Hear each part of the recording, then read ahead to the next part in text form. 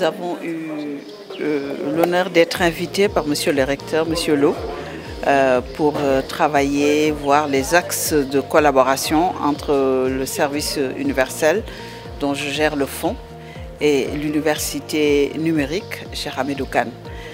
Nous avons beaucoup échangé sur d'abord ce qu'on a partagé depuis très longtemps, à savoir la mise en place d'ENO fonctionnels. Nous avons fait un tout petit peu l'état des lieux et dégagé des axes d'amélioration de collaboration. Nous avons parlé aussi d'inclusion numérique, de programmes à mettre à la disposition de la population à travers l'inclusion numérique. Nous avons aussi parlé d'axes de collaboration parce qu'on s'est rendu compte qu'il y a énormément d'employabilité qui était prise en compte ici à travers les formations, que ce soit dans la souveraineté numérique, à travers des projets de montage d'ordinateurs, à travers des métiers qui vont vers l'audiovisuel, à travers beaucoup d'autres métiers plus classiquement relevant du domaine du numérique. Donc nous avons pu échanger et voir que nous pouvons aller bien au-delà de la mise en place fonctionnelle de ces ENO. Donc c'est réellement un plaisir de collaborer parce qu'il s'agit là d'éducation. Et quand on a en charge plus de 70 000 étudiants, on est clairement vraiment un acteur majeur de la construction du pays. Et donc en ce sens, être bien formé et pouvoir l'être partout au Sénégal, comme le dit votre devise, faut nek fofu la, c'est un challenge que nous nous plairons d'accompagner à tous les niveaux.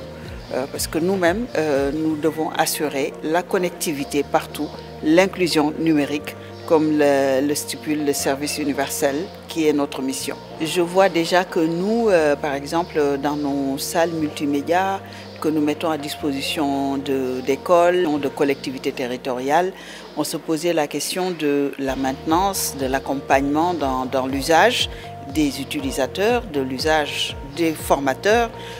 Et donc quand on sait que l'université est un peu partout sur le territoire, c'est déjà un accompagnement. Plus maintenant une ouverture que j'ai pu voir ici. Une grande partie de nos élèves qui sortent avec un bac littéraire arrivent à retrouver des filières porteurs de métiers, porteurs d'avenir grâce à l'université numérique. Donc sa valeur ajoutée dans le système éducatif n'est plus à démontrer. Il convient de l'accompagner, il convient de lui donner les moyens avec plaisir parce que c'est aussi le rôle de FDSUT d'atteindre la souveraineté numérique et l'équité numérique territoriale. Nous avions une convention qui était assez limitée. Donc nous allons revisiter cette convention pour voir des nouveaux axes de collaboration et l'intégrer. Par le biais du ministère, nous allons voir, après cet accord cadre, comment sur des projets concrets travailler directement avec l'université numérique.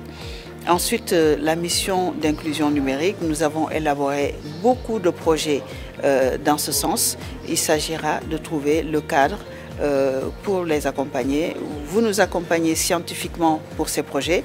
Nous vous accompagnons financièrement et en termes d'organisation et même en termes de partenariat et en termes de plaidoyer auprès de l'État pour que l'UVS retrouve sa place dans ses missions d'inclusion numérique.